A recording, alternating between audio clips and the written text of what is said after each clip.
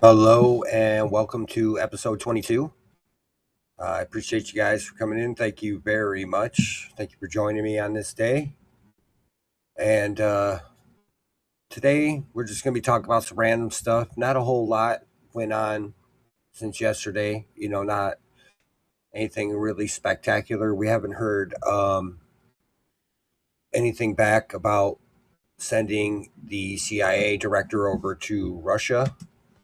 So right now, that's pretty much on hold until they get back, and then we'll be able to have a conversation about it.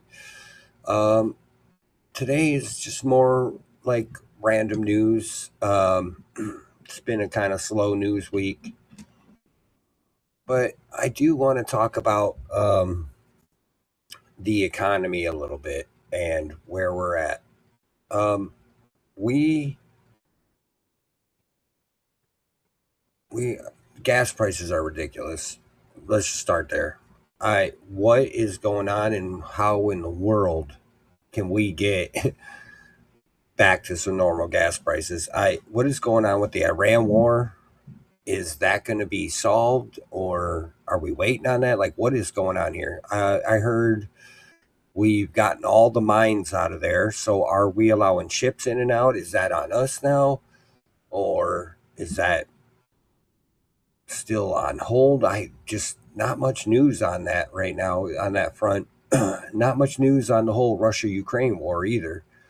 Although we did send, the head of the CIA over there to talk to Putin, or his delegates at least, to try to solve something, I believe. Um, Trump, it's like he put himself on hold right now. I don't even know where he's at and what he's exactly doing with all this. So we'll get into it. I got a nice little clip here pulled out of Alex Jones talking to Owen Benjamin. Always a good interview here. This guy's very funny, very intelligent. Owen Benjamin. And then, obviously Alex, always great. So let's start with that, and then we'll go from there. I want to say thank you guys for coming in. If you're just getting in, just tuning in, I appreciate you. Hit that like, hit that sub. It all helps in the end. So let's see what they're talking about. And so people have to believe them and fall for them in order for these horrible things to happen. And so, like what we're seeing right now, and it's a great time in history because the stakes have gotten so high and life has gotten so expensive. And especially if you live in some of these cities or in these horrible areas, that now they want to know. 5 years ago, people would dismiss me a lot more. And now they're like, okay, I read your book. It really was helpful. Like a perfect example that a trick that people use, and this is like an Andrew Wilson trick and all these guys, is the expert circular reasoning, where it's like, you have no evidence. Evidence must come from experts. We decide who the experts are. You are not an expert. Therefore, nothing you say has evidence. And it's so simple, but the simple ones are the most deadly. If you look at AI, it uses authoritative sources, CNN, the ADL, John Hopkins. Well, they say there is no man and woman, there is no X and Y chromosomes. So Gemini and ChatGPT will tell you we can't say what a woman is. We all know what it is, but we're not an authoritative source. And so they'll go, there's no authoritative source that'll say the Strait of Hormuz isn't really open. Trump says it is. Well, actually, the oil companies and the ship tracking things say it's not open. Oh, okay. Well, there's the answer to that. I guess it's not open. There's the answer. But you keep hearing that it is open and that they got the mines out, and so it's conflicting news. And when you ask, like, AI, most AIs say no, and then when you go to mainstream news, some of them say yes, some of them say no. So it's very conflicting. I just want to know, how does the Strait of Hormuz affect my gas prices and my meat prices and all that? Like, after this happened, all those prices for all that just kind of jumped up. I thought we only got like 5% of our oil through there. So how does 5% really affect us that much? I can't figure it out for the life of me. If Unless we're getting more out of there than what we were saying, I thought we were oil independent. I mean, didn't we take Venezuela for a reason? I don't know. And the Arab negotiators are there today, and in Pakistan with the Iranians trying to negotiate it. We know it's all been bullshit the last 50 times we heard it. The point is, we have that memory. We're experts in that we live here. It's like if somebody was trained to fix diesel engines by their dad. They do it for 10 years. They don't go get a degree from a school, but they'll get certified. They're going to fix diesel engines. But again, it's this appeal to authority. That's one of their main tricks of, no one says Building 7 was blown up. CNN doesn't say that. Well, actually, CNN that day said they were going to blow it up. So, I mean, exactly, this appeal to authority is one of the wizard's biggest tricks. Real time. Yeah, it's that appeal to authority. You don't have, like, you get into a discussion with somebody, well, you don't have a doctorate. How can you talk about, well, it's just common sense stuff. Yeah, can I tell you how to, like, do brain surgery? No, but we can have a common sense, like when the whole vax thing, like people are like, well, you're not a doctor. How do you know? Well, even the doctors didn't know, it turns out. So their appeal to authority was null and void from the start because nobody actually knew. And when you got the inserts, they were blank. So, yeah, people love to do that when they're losing the conversation. But boy, oh boy, let them win. Let them start winning the conversation. You appeal to authority, then they're like, well, I don't need to be this or that. In like 2 days, it's really well written, really. It had some new angles I hadn't thought of, but I agree with it all. I've always used the analogy of I'm kind of the asshole that goes. This book right here, How to Slay a Wizard, is actually a book about, so it's not, unless you guys know who Owen Benjamin is, it's not about how to slay a wizard, actually. What it is about, he's talking about words. He's saying how they use words like a wizard and how certain things like news means north, east, west, south. A lot of people don't know that, but they just say news, right? And there's a bunch of other words that have like this double entendre to them, this double meaning, and it's how you put it in a sentence. And that's what this book is about. It's about twisting and bending words and using manipulation tactics to get you to, obviously do what they want. It's spelling. So it's putting a spell on you. And that's what it's doing. So it's like words have so many different meanings and purposes and understandings. So that's what that book is. I'd actually like to get it and read it because there's so many different words that people use daily. They don't even have a clue what they're actually saying. To the magic show. I mean, I've never actually done this, but it's what I feel like I do in the real world. And you're like explaining to the kids. Now, you see he's got a hat. You see that table. The table's concealed. In there is the rabbit, and it's got a trap door. He puts the hat down and pulls a rabbit up while you're looking at the woman in a lingerie. It's all distraction. So I call it exposing how the magicians work. That's just another word for wizard. And once you're aware of the wizardry, it's fun to expose it. You learn more about it, and then it's addicting. So instead of knowing all about how football or basketball works, which until I was about 20 I did know, you can learn about how this works, except it's the real world. And if people, even if you're a sociopath, you should want to learn how things work. Your success will be insane.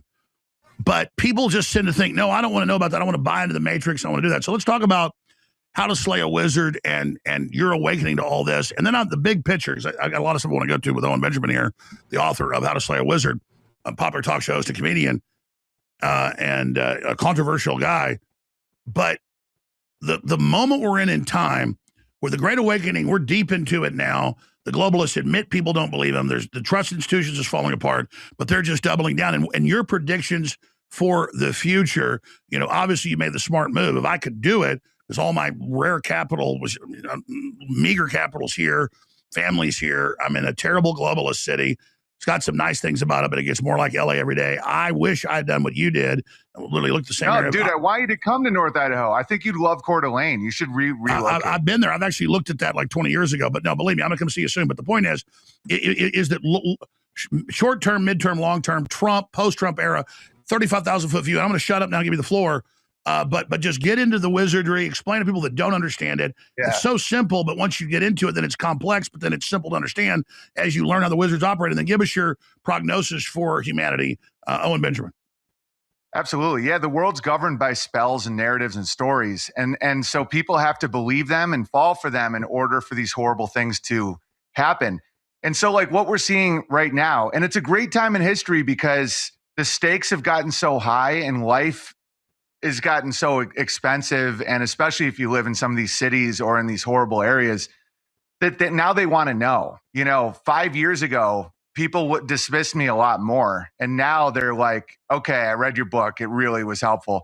Like a perfect example that a trick that people use, and this is like an Andrew Wilson trick and all these guys, is the expert circular reasoning, where it's like, you have no evidence. Evidence must come from experts. We decide who the experts are. You are not an expert. Therefore, nothing you say has evidence. And it's so simple, but the simple ones are the most deadly, because if you don't see it, it works so well. It's like, oh yeah, Candace Owens has no evidence. Well, no, she revealed all these text messages. She showed this footage that no one's ever seen before. Yeah, but she's not an expert. Well, who's an expert? Yeah, who's the expert? That's the whole thing. That's the whole point of it. Who is the actual expert? Okay, well, even the experts can't explain, it's only speculatory or whatever you'd like to call it in that regard. But so even they can't explain it all. So they're guessing like the rest of us, and you're only an expert if you're able to go to the scene of the crime, redo the whole thing. You know what I mean? Like, you're the only real expert on the case is the guy, the detective who actually went step by step by step pruning the evidence. You know what I mean? Like gathering and, doing the paperwork and doing the actual detective work. That's the only actual, and that guy's not coming out saying anything because he knows that's going to ruin the case. So the appeal to authority is, honestly, it's kind of sickening. It's like we're allowed to speculate. And you know how many crimes have been solved by people speculating and going, I don't think that's it. And then the right people hearing that and they're like, well, okay, let's listen to it. And then they say, they listen to it and they go, okay, I didn't look at it from that angle. And because everything's speculatory until you can prove it. So who's the expert? A brain surgeon's the expert. The guy who went into this guy's head, cut the cyst out or the tumor or whatever. That's the expert. Yeah, you're not going to get that guy. Maybe. If you're lucky, that's the real expert. So, and the whole appealing to authority thing is nobody would be allowed to talk about anything because you're not. No, but what are you an authority in? Like, I'm an authority in what? Customer service, cut meat, being a butcher, or, cleaning or something, like stuff I've done through my life, maybe, like maintenance and stuff like that. Like, yeah, okay, I'm kind of an authority in it, but there might be a guy with a better plan, a better idea, a better way of doing it. So I'm only the authority in what I know, really, and even then I'm not a true authority because there might be a better way. I might have been doing it wrong. It's these people I've selected. Tim Pool's an expert. Like if you look at someone like me or you, like we have expertise in our fields, and so, but you're not given that status without the people that are robbing you blind saying that. And that's why I like to joke around that, gardening is the highest form of like next level Gen 5 anti-Semitism because, if you get more independent, they don't have a leash on you. And I say anti-Semitism tongue in cheek because it's obviously just it's a spell, and a lot of times the best spells are nonsense because a Semite speaks Arabic too. It's not even about Jews. And so when you have these labels like trans and cis, I mean, it's just all about in-group, out-group mind games. And if you check out How to Slay a Wizard, I use examples from Sally Struthers to Magical Johnson with his magical penis and AIDS, and how they were they released AIDS diet pills at the same time as the AIDS spell. And those commercials are so funny when it's like, "You look great, Debbie. Have you lost 20 pounds?" And she's like, "I use AIDS." And I call that polarity seating, where it's kind of like the mask with I Can't Breathe, the George Floyd thing happening at the same time as COVID. So you'd have people chanting "I can't breathe" wearing a mask. And the devil is kind of like a sick comedian in a way. And absolutely. Absolutely. And well, they know you have a subconscious fear of AIDS, but here's a good AIDS you can get. Right. Yeah, and then it pulls you apart, right? So it's kind of like how you hypnotize somebody or you actually brainwash somebody. It's like opening up so many apps on your computer that the wheel just spins and it just shuts off. And when you shut off, you just go, "Tell me what to do. I have no more." That's their main game. And I wanted you to roll, so I said I'm going to interrupt, but I want to back what you're saying. How they say, "This is an expert, you're not." I said like 2 years ago, a new world war has begun. Here's the elements. Within months, they admitted, yeah, this is really a new world war.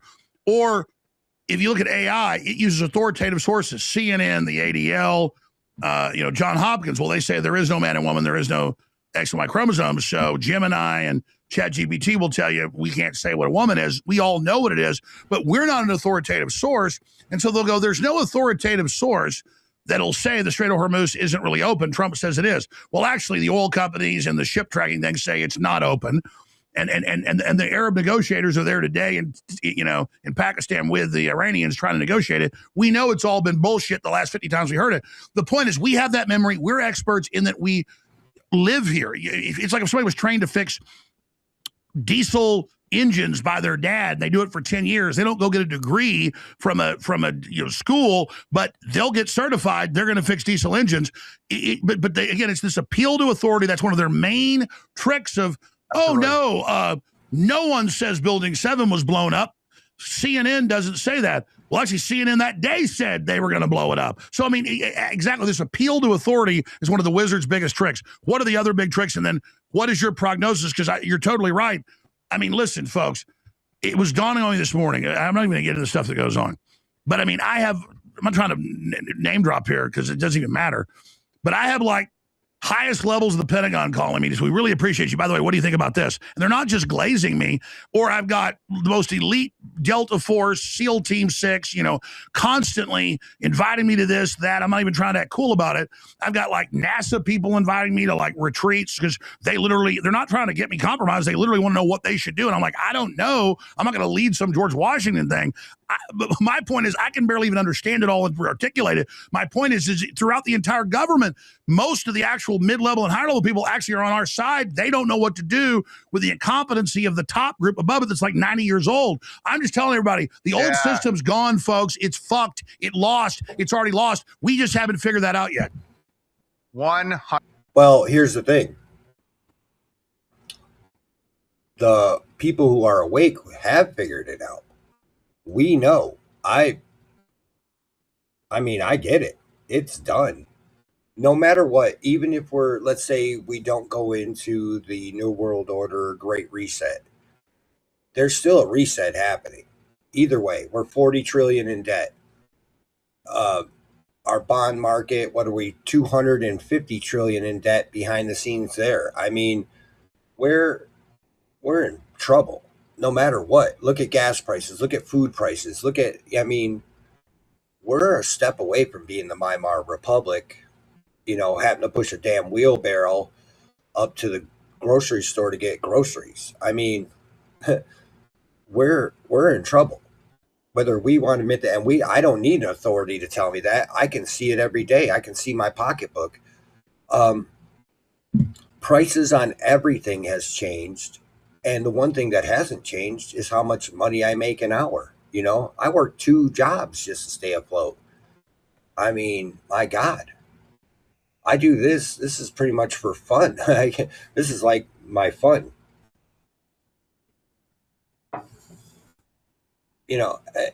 We can all see what's happening, and a collapse is going to happen either way.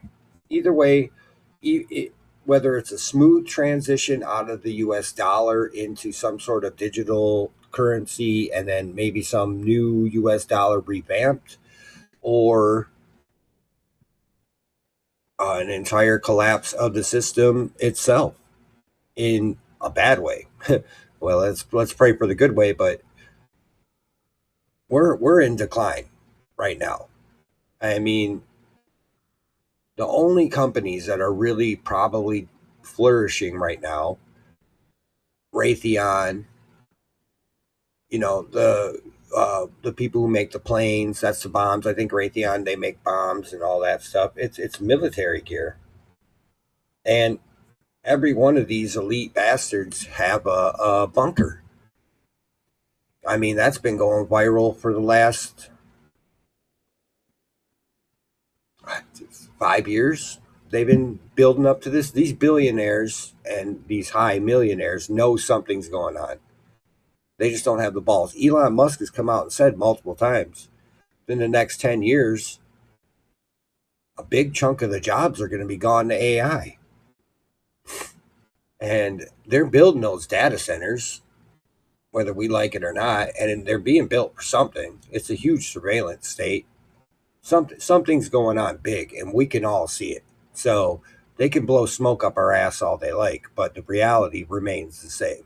100%. That's one way you can be charitable to some of these people is they don't even know.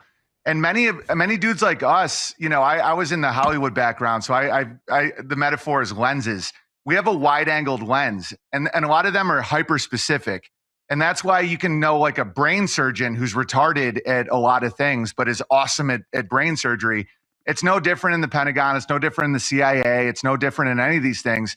You can have these analysts that don't see the big picture at all. And so that's why trust is so important and why lies are so deadly, because they should reach out to someone like you and say, like, what am I not seeing? Like, all I look at is the price of bananas in Guatemala, And so that's why guys like me as well, I can take a step back and look at the big picture and the big trends and what you're talking about, generalist versus specialist.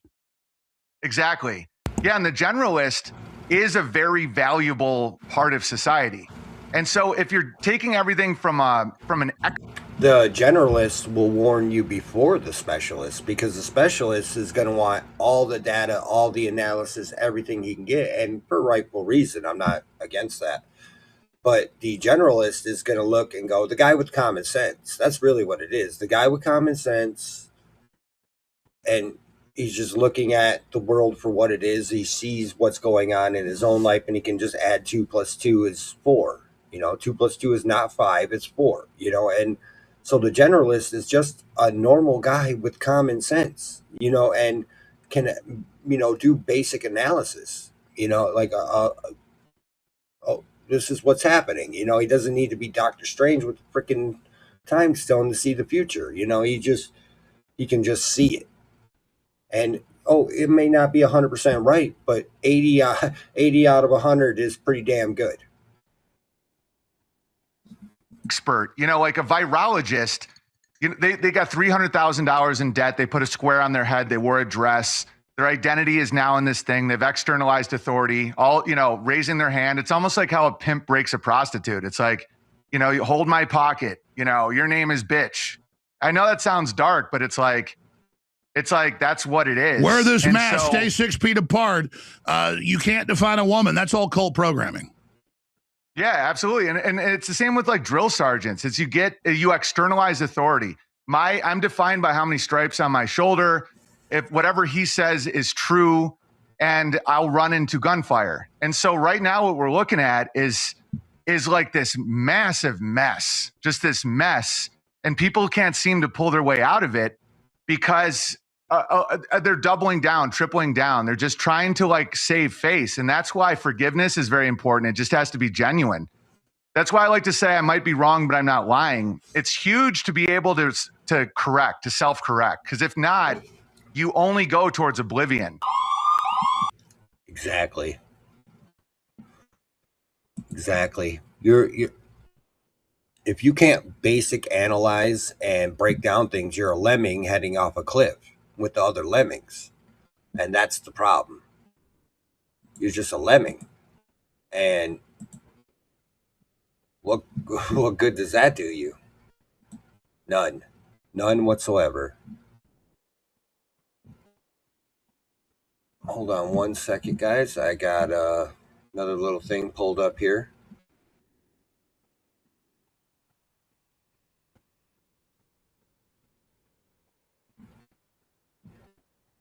Sorry, I lost it. Where'd it go? Well. Okay. I think we found it here. I got to do something here. Let's go to...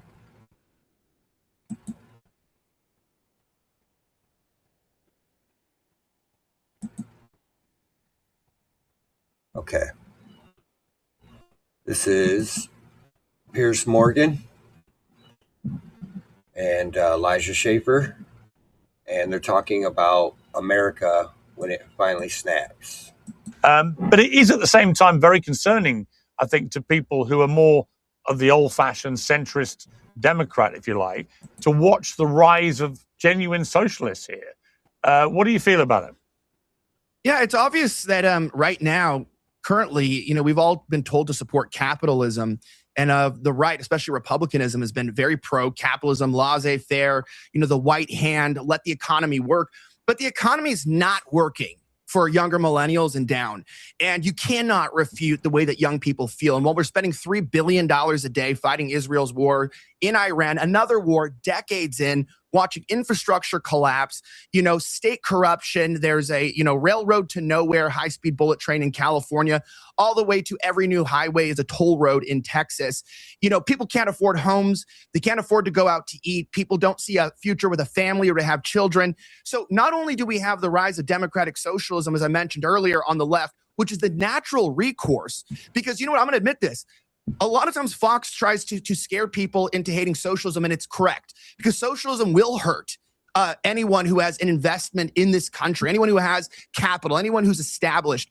But people that should be established that are quite old now are not. And it really wouldn't affect them as much as they think. So we not only have the right moving towards, you know, far right socialist ideas at the state level, but we also have these issues where, like, you know, you see people saying, why are people voting Muslims in? You mentioned the other person running for Congress. Well, it's because people see that a lot of Muslims are not taking Israeli money. They're against AIPAC. And maybe it's more important to stop the wars overseas so we can focus on domestic, not international policy on behalf of a foreign country. And maybe that's going to be our best chance to actually fixing this. My final opinion is this: unless we get AIPAC out of American politics, unless we stop funneling our money into foreign intervention, into being the world's police, into winning the Iran war on a 42nd time, closing and opening the strait, you will see young people unequivocally turn towards a top-down, state-mandated regulation of finances and increase of taxes, because the current system sucks. It's not helping people. People see no path forward, and extremism is the only other thing, and extreme polarization will continue forward. And that's what's going to happen unless we actually get control of our government and it starts representing the people and making appropriate economic policies. Other than that, then we're going to see Muslims align with the young people. We're going to see, democratic socialists. We're going to see communism, and we're going to see Nazism. We're going to see far-right fascism become very popular in the next 20 years unless we actually get back to focusing on the American dream, which has been dead for at least 15 years. Oh. We have got to the point where literally... Wow. I mean, I want to argue against that a little bit because, God forbid, I don't want to see it. But you're going to see, if we can't bring this economy back, and I was just talking about it prior to this, because that's kind of what today's show is about the economy and bringing it back home. He's 100% right, though. You're going to have the left. Look at, they're pushing towards the DSA. That's going to leave the right in a very vicarious position. And then they're going to go, okay, you know what? I'm going to go complete opposite of that. And you're going to see a clash. Like, I hate to say civil war, but I mean, we're in a cold war right now with each other. You can't have conversations without it blowing up, one side getting crazy or the other side getting crazy. You know what I mean? It's like you can't even have.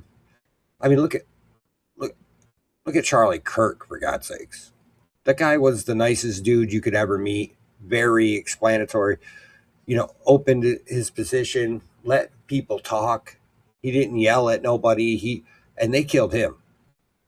God rest his soul. Rest in peace, Charlie Kirk. But look what they did with him. And now what you're left with, because you're taking the moderates out, you're left with extremism on both sides. And, you can't help but look at it and wonder, is this all by design? Let things crumble. Let things get so bad. Let the economy fall apart so bad to the point where people will be begging you to step in. Order through chaos. I'm going to say it again. Order through chaos. And you don't have to do much to create the chaos. High prices on everything. Young men right now in this country, young men and women, can barely buy a house. I don't give a crap what Ben Shapiro said. Well, if you're in the right, here's what he said. If you're in the right neighborhood and under the right circumstances, you can buy a house. That's one out of like 100,000 of these young kids who have figured, like some young guy who's figured out the internet and has made like $1 million already. Some like 20-year-old, 25-year-old guy or gal. The rest of them just go work 9 to 5s. I see them at Walmart. I see them at McDonald's. I see them at, like a lot of these young kids are not millionaire, successful people. They're trying, they're, putting their money in on crypto and doing their thing. But houses are literally, from when I was 25 to right now, have tripled, quadrupled even. I was looking at a house because I was tired of, I'm tired of living in an apartment, and I'm paying all this money to live in an apartment. So I thought, well, I could just shove that towards a house. What am I doing? Right. This little, like 2-bedroom house, this little tiny house too. It's not even that big. And it's barely 2 bedrooms. It looks like somebody took the old laundry room and made it into a bedroom. $195,000. When last I checked, just 10 years ago or something, that house was only like $100K. You know what I mean? Like, inflation has doubled in the last decade for housing, easily. And your house is not going to be worth that when you go to sell it. It's probably going to end up going down. I mean, and they're only making, these young kids right now, these younger, maybe $15 to $18 an hour. A lot of them are living with 2 and 3 roommates just to make it. How? What? When you talk to them, like I talk to them, because I'm out, every day, and both of my jobs are like out in customer service, and I'm out there. They feel defeated. They haven't even started, and they already feel defeated.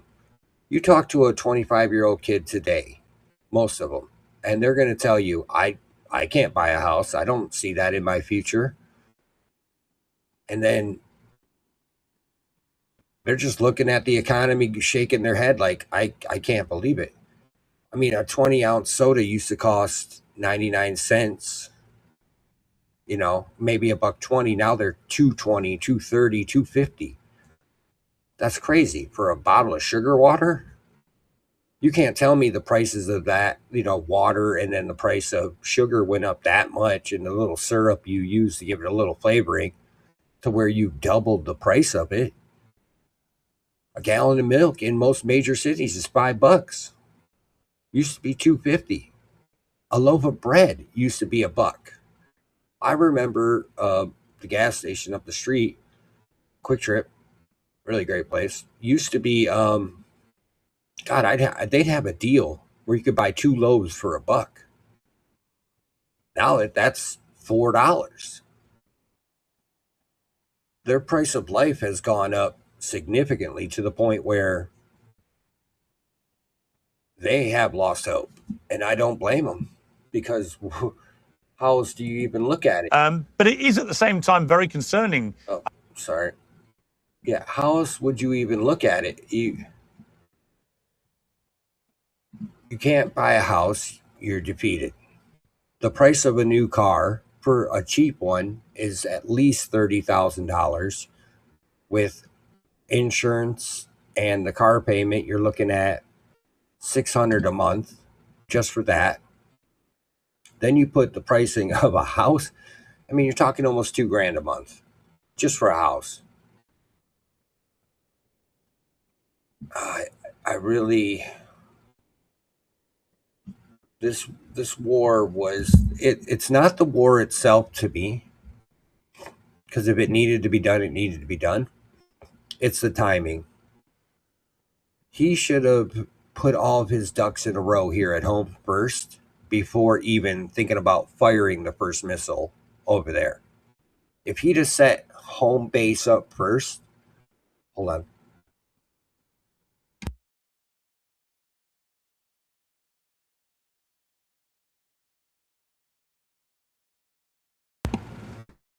If he'd have set home base up first, then nobody would have gave a crap about that war. But when that war, for the first 6 months, he was doing good, and the economy was going good, and gas prices were good, and food prices were good, and things were kind of locked in. But the minute he fired a missile over there, it all fell apart. He didn't just fire a missile on Iran, he fired a missile on our economy. And even if, like, somehow that should not have affected it that much, the bloodsuckers at the top decided to take full advantage of that and put the screw job to them. So I don't know which it was. I don't know if that actually made their prices for things go up. My guess is when he put the screws to China by shutting down the Strait of Hormuz, because they got 50% of their oil through there, most of the manufacturing happens in China. So more than likely that made their prices go up, because obviously China raised the prices on everything because they said, hey, well, your country's fucking us with the oil. We're going to screw you at this end. We're going to get our money. And so my guess is, because everything's manufactured over there, they got screwed on that end, and then they decide to put the screws to us. And it's just this big freaking circle jerk. And nothing can destroy a country quicker than the economy collapsing. And when a good chunk of your citizenry thinks they don't have a future, well, they're not going to be productive. They're not going to be productive. They're not going to be happy. They're going to be violent. They're going to be, which to me, and not on Trump's side of this, but I feel like it's all by design. Like, this is what they meant it to be. This is what they wanted. They wanted it to turn this way, so that way they could push their socialism. They could push their socialism in this country. These young kids who believe in socialism, it's just a means to the end for the globalist, billionaire class, New World Order, World Economic Forum types. It's just a means to an end. It's just a quicker collapse and a quicker consolidation of power at the top. So whatever they need to get that, they're like, yeah, they're funding it probably quietly behind the scenes, through the those, God, what are they called? I can't remember it right now, but you know what I'm talking about. The side foundations that they like to start. What are they called? I can't remember the name. Wow, I'm having a brain fart. But you get what I'm saying. They're funding it behind the scenes, and because it's all just a quicker means to an end. And then Israel just won't stop.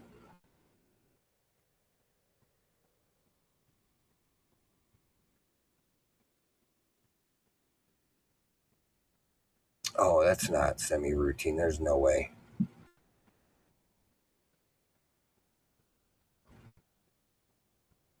Trump failed. Nick Fuentes. I like that kid, man. He's smart. And, well, that's another thing. So they keep wondering why a lot of these young kids are going over to Nick Fuentes, because Nick is actually talking about the very things that's happening. You know what I mean? Nature abhors a vacuum. There's no leadership. There's no leadership on the ground for these young cats right now. They look at the older people and they're just disgusted. These 25-year-olds and up, 20 and up, really, they look at the boomer class and they just shake their head. And that's their grandma and grandpas. And they're like, what is happening to my country? What is happening, And they're not going to get left anything. They're not going to have a piece of the pie. And that's very disturbing. Coming up, I could have, even me, I could have gotten a house possibly and did that for myself. I never wanted to own one because if I wanted to move, I didn't want to have to sell a house and go through all that. But these young kids, they don't have a choice these days. Around here where I live, and this isn't no big city even really, it's about 60, 70,000 people. The cheapest apartment is $900. And if you want a semi-decent apartment in an okay place, you're talking $1,200 to $1,600 a month easily. And I can't even imagine what it is in New York. How in the world are people paying probably $2,000 to $3,000 a month for a little shit apartment? It's beyond something. It's going to collapse. It's like a dying star, man. It's expanding and then it's going to collapse in. And a lot of people are going to get hurt out of it. And I don't see how they do a smooth transition into anything. Where's the smooth transition? Like, what, crypto? Crypto's going to save the day, but Trump signed a crypto agreement. He recognized Bitcoin, all that, but they duped us just like they did in 1933. So in the 30s, they made your great-great-grandparents bring all their gold, bring all their silver to them. Well, what he did was, and people should really go read this, he signed that, crypto agreement bill or whatever. I don't remember the exact name of it. You could look it up. And he made it where if the government wants to or needs to, they can take your wallet. You didn't create Bitcoin. Bitcoin is not a government entity. That was for if you collapse the system, we had a backup. That's what crypto was for. Yomo Sato, or whatever the man's name was who created it, did not create Bitcoin for the government to step in and take it over. He created it as a currency for the people. We gotta step up. We can't allow that. We cannot allow them to take crypto from us. For sure. No way. That's our out. That was our retirement fund, because by the time most of us retire, 401k is not going to probably be there, or the system's going to collapse, and it's probably not going to be a thing. You're probably going to end up losing that. Back in 2008, when the housing market crashed, I knew a couple elderly people who were, had a good chunk saved up. And they lost half their 401k when that happened. And this crash is going to be much bigger than a little housing crash. This is an entire system crash. 40 trillion in debt, 250 trillion in debt. A lot of people don't know that in the bond market and the stock market. And that's all a scheme. That's all a scam. When that crashes, we're done. We're in a bad place. And even if they took everybody's Bitcoin wallets, it still would not equal the amount of debt and the amount of money needed to restart the system. That's why they're going to come up with a fiat crypto. They're going to do the CBDC thing, and then you're going to be real effed. Once they implement CBDCs, which is central bank digital currency, because they're going to have no choice, they can If they don't want you to buy beef that day, you're not gonna. They'll block you. If they don't want you to go get gas, oh, you've used up all your carbon credits for the day. No gas. If they don't want you to drive your car to work because you've used up carbon credits, because they're going to implement that, it's a full top-down control system. And I'm worried that because the economy and the system is so bad right now, that a lot of people will be asking for it. And you don't want no top-down tyranny, feudalistic system that's going to control your every movement. That's turning your home into a prison. Whatever your house number is, that's your prison cell now. And your neighborhood just became your block. You're like C block. I'm on C block. You know what I mean? And that's what it's going to be. 15-minute cities, carbon credits, central bank digital currency, digital ID. You won't be able to fucking sneeze without them knowing. And, like you jaywalk, like over in China, if you walk across the street, a guy was doing it to show everybody what happens. He jaywalked. The minute he got across that street, $25 came out of his account instantly. And they even said, we saw you jaywalk on the camera. Like here, how we have the flock cameras and the Axion. Yeah. You jaywalk, no cop needed. No ticket needed. We watched you do it. Boom, $25. You want to talk about making your ass, yes, sir. You know what I mean? Like, I never would have believed this back in the 90s, coming up, riding my bike around, going to school, doing all that. We heard some inkling, like little bits of this here and there, because, the internet wasn't around, or it was, but it wasn't, nowhere near what it is today. We would laugh at that shit. We thought that was conspiracy theory. Oh, it was fun to hear. Don't get me wrong. We didn't just dismiss it. Like, we liked to hear it because we thought it was funny. We thought it was cool. Like, oh man, that's just funny. That's, oh really, New World Order, they're going to take over. Nobody's that big, when we would laugh it off. No. As time grew and as we kept listening and going, here we are. Here we are. And I'm not going to lie, I really wish we would have listened. We might have been able to do something about it, maybe. At least more than what we're capable of right now. What are we capable of doing right now, even?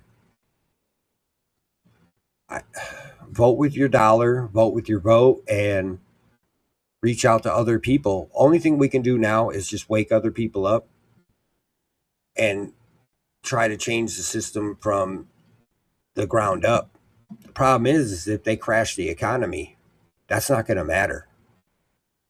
You know what I mean? That's just not going to matter, because they're going to have no choice. Whoever we put in office is going to have no choice. Unless, and the only thing I can think of is, unless Trump does have a plan and he's doing this all for a reason. Like and the plan is, so he went to Venezuela, got them out. We took over the oil. There's a reason why he's trying to take over these certain areas. They have certain things that we need that would secure us for the future. Taking hold of Greenland would give us a new passage across the seas, and we would control it completely. Taking Venezuela gave us control over oil. And there was one other place he was looking at, a part of Canada or something, that would give us control over great soil and other things far into the future.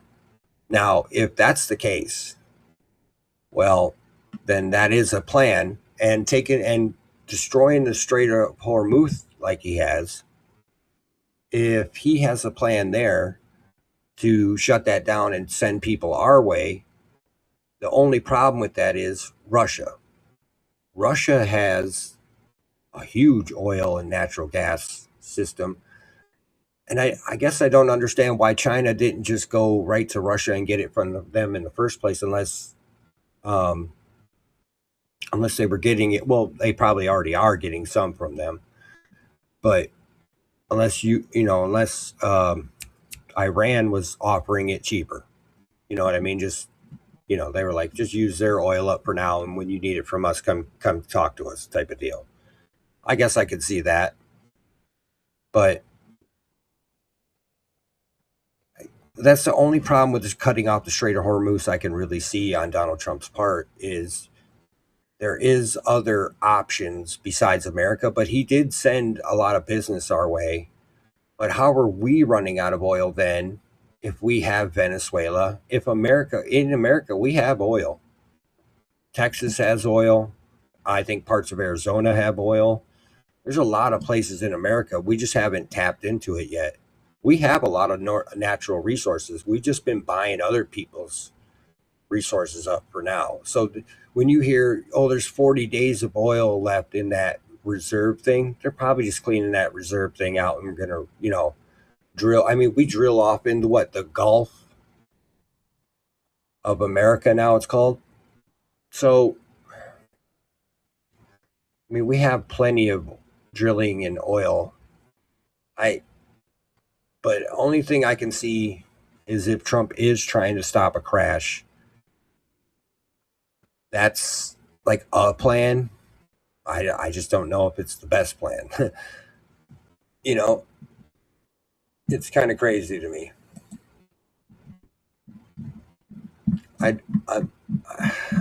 It's confusing because in a way, like the system kind of needs to crash in order to reset itself because we're in a bad place with it. You know what I mean? So the system does need to crash to reset itself.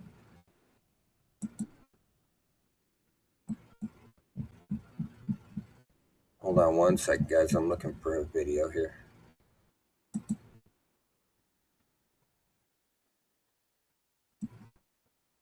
Okay, here it is. Hold on one sec, guys.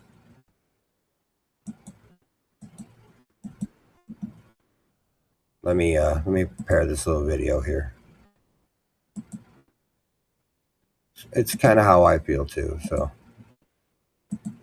here we go.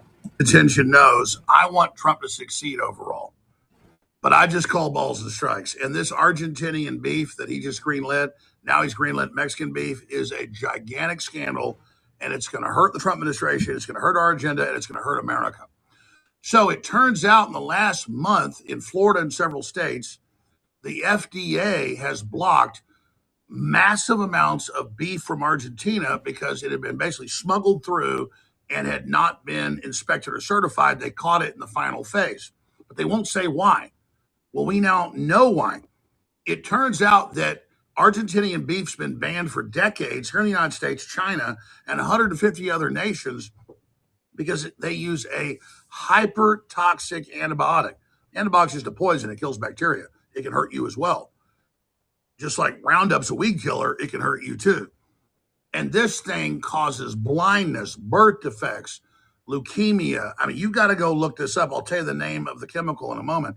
It's only legal in Brazil and Argentina, who are some of the biggest beef producers in the world. In fact, Brazil's the biggest in the world. The U.S. is second. And I don't believe Trump even knows this. So people attacking me saying I'm attacking Trump. I'm not attacking Trump. Well, yeah, it's not like Trump tested it himself, but maybe he ought to have the FDA and the people who work for him. Maybe this is like Kennedy's domain. Maybe send Kennedy over there to talk about it. Maybe send, somebody over there to take a look because, my God, I don't want to go to the grocery store and buy beef. I was a butcher for 4 or 5 years. I mean,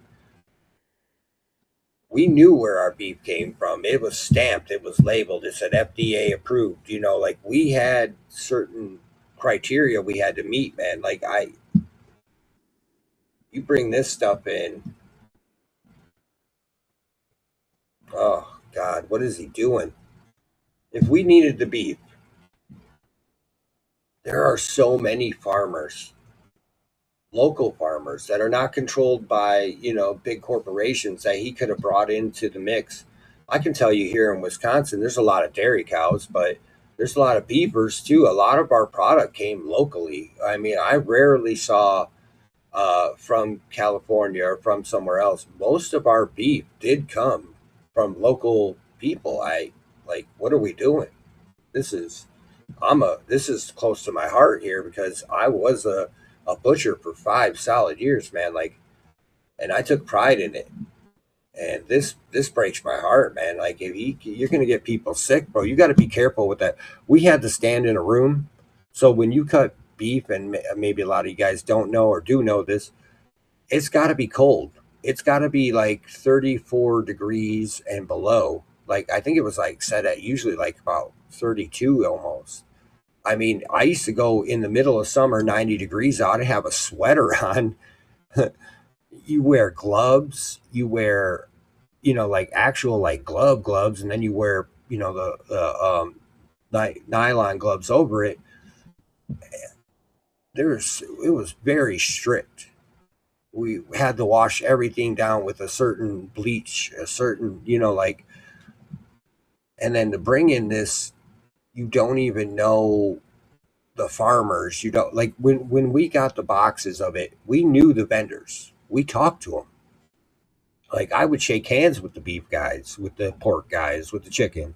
Like I'm shaking hands with these guys. I know them. I talk to them. Like, this is not good. This is not good. I don't care if Democrats or Republicans doing this. I cannot believe the Trump administration knew about that. But regardless, they're going to know about it now. So this is a breaking scandal. I learned about this last night. As of today on my show, nobody was covering it. Now, the International Business Times is covering that China rejected a bunch of this just a few weeks ago because of the toxic chemical that's banned all over the world, and that now Trump is accepting this. So there's a lot of saboteurs in the Trump administration. A lot of people would do this on purpose, I think, like Lutnick writing the tariffs to fail, and he had the insurance money on him and made tens of billions of dollars. I'm guessing that's what this is. Maybe they're all just completely incompetent, which is just as bad. Yeah. But this is a big deal. So here's the chemical, okay? It's chloramphenicol, okay? Chloramphenicol. And we can put the spelling up there on screen for you. CHLORMAPHENICOL. This is the most toxic, quote, antibiotic, meaning poison, in the world. It's banned everywhere but 2 countries in South America, Brazil and Argentina. Notice Trump said a few months ago, I'm going to buy this beef from Argentina. There was a big backlash. And so he said, well, I'm not going to tell you where it's coming from. But now they admit it, it's from Argentina. This is crazy. We know the main herds in Argentina use this chemical. And so even if Trump was an evil mastermind, even if Trump was like an evil supervillain, he has to know this is already a big scandal. He has to know it's banned all over the world. If he was conscious of it, he would know this would be a giant scandal. Just because of that, I don't believe Trump knows this.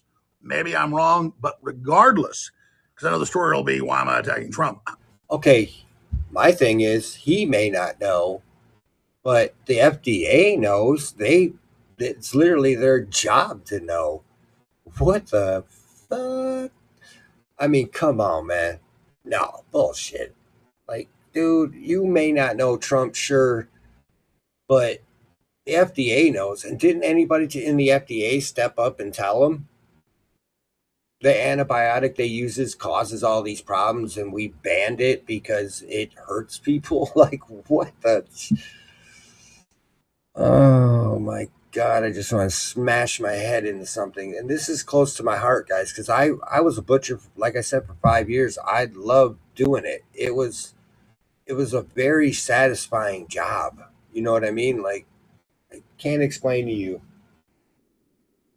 how honestly satisfying and just of a good feeling you got doing it. You know what I mean? Because you knew you were feeding people, and you would see the moms and the dads, and you see the dad grab a pack of steak you just cut, and it was such a great feeling because then he'd want to shake your hand and talk to you. You know how many hands I shook and how many men, like, yeah, I love it. You know what I mean? It's just like, it's one of those jobs where it's very satisfying, and it's a great It's a great job to have, honestly.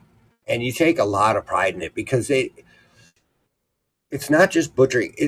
It's a skill. It's a skilled trade. You have to learn. It took me a year to learn how to break down a pig and a cow and like cut chickens, and it it took me a whole entire year to learn this. It was not like I walked in with a knife and I just started shaving beef off of a cow. You know what I mean? Like I had to learn how to take the saw and cut the femur bone here and do this. And, like it's such a skilled trade.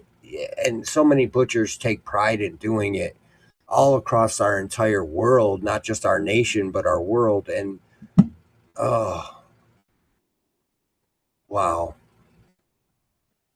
I'm not. I'm trying to stop super toxic beef coming in. Why did the FDA in the last month block it even before Trump officially made the announcement last week? This is a huge deal. And now we've got the Democrats everywhere just over him cutting out U.S. beef producers, making this a major issue. Wait until they learn about this. This is going to be a giant scandal. Trump needs to get ahead of this right now and shut this down. Now, the Democrats are like, oh, you're screwing U.S. beef producers. But they don't say why. It's 4 beef packers that have an oligopoly, a monopoly between themselves, that have screwed producers, ground level ranchers, so bad, most of them gone out of business. So we have half the beef production we had 25 years ago. So the answer is breaking up the monopoly of meat packers and getting profit back to the producers so they can produce it. That's why we have the shortage. Instead, Trump is, oh, we'll just bring in foreign beef. And now he's brought it in from one of the very worst sources. So I believe Trump thought this was a good solution. I can't prove that. I'm not trying to project goodness onto him. But this was such a clear disaster and that it looks like a setup to me. We have the Democrats with statements about all this already coming out. This is going to be a fiasco. Trump needs to get ahead of this right now with the midterms coming up, but also so that we're not eating this stuff. Go read the known side effects of this toxic antibiotic: blindness, birth defects, cancer, blood diseases, autoimmune diseases. It just goes on and on. Look it up for yourself. Make your own decisions about this. But I would expect within 24 hours, Robert F. Kennedy Jr. has fought to get all the chemicals out of the food, the dyes, the rest of it, that we should say, oop, this was a mistake. Sorry, we're recalling this beef. We're sending it back to Argentina. We're not doing this. But instead, I saw Trump could take beef from Mexico. Anybody can dump beef into Mexico, label it as Mexican beef, and bring it in as well. And they use all sorts of illegal crap there as well. If you think growth hormone in dairy cattle is bad, you ain't seen nothing compared to what Latin America is doing. So I'll continue to cover all this in great detail, but look it up for yourself. We'll put this deadly chemical up on screen that is banned in the United States. Bottom line, Trump just brought in 300,000 pounds of a banned beef into this country. And whoever's behind the scenes of the FDA that's silently blocking it, good job for them. They don't say why. But it sounds like there's some patriots there. This is absolutely huge. So again, let's get this story out. Let's research it. Let's crowdsource the information. Let's get the latest out and warn the White House to pull out of this now, because it's the right thing to do for consumers and our health, and the right thing to do to not give the Democrats a shine victory. But this is a unmitigated fiasco. Follow me on X at Real Alex Jones, on rumble.com/The Alex Jones Show Live, The Alex Jones Show Live, and of course, AlexJonesLive.com, our news site with all the feeds, articles, and more that Big Brother doesn't want you to see. So the ball's in your court. We're breaking this major scandal. It will be a major scandal. Today on the show, I said this is going to be a big scandal, and boom, there was already an article out about it. This is a giant issue that's just now coming to the fore. Trump better get ahead of this right now. God bless you all. Yeah, he better get ahead of this. That's ridiculous. What are we doing? Does this guy do any research before he makes these deals? Holy crap. And that's a lot of 300. I mean, dear God, that's a lot. My thing is, why the hell are they using it? If they know it's no good, why are they using it? Can't they update their system down there? I mean, I know it's not that third world down there. I know that they got like decent economies and systems, and like, what are we doing? Like, what in the hell are we doing at a certain point? How come we haven't sent some of our people down there to at least inform them and talk to them and do something about it? Wow, man. No way, right?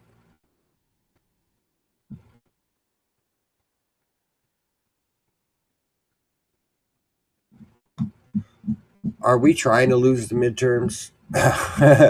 like, are we just outright trying? Is that what it is? We're just gonna go ahead and lose those. Screw it.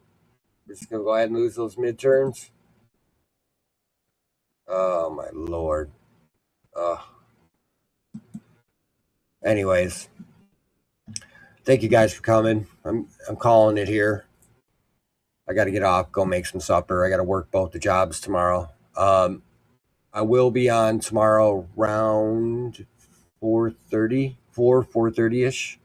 I'm trying to get on a little earlier, guys. It's hard to do, working 2 jobs, plus trying to go to the gym, trying to just, plus I got other stuff I got to do in between that. So it's rough, but we do it, I appreciate you guys. Thank you for coming in. You can follow me on X at KJ1116 or just type in Sundown. I got a blue check mark. You'll see my name. On YouTube at Distorted Perception. You'll see I got my face. You'll see it. And Sundown Entertainment here on Rumble. I appreciate you guys. Much love, man. Thank you for coming in. Oh, what a wild, wild world. I guess we'd have it no other way. Thank you guys. Appreciate you. Have a good night. Peace out.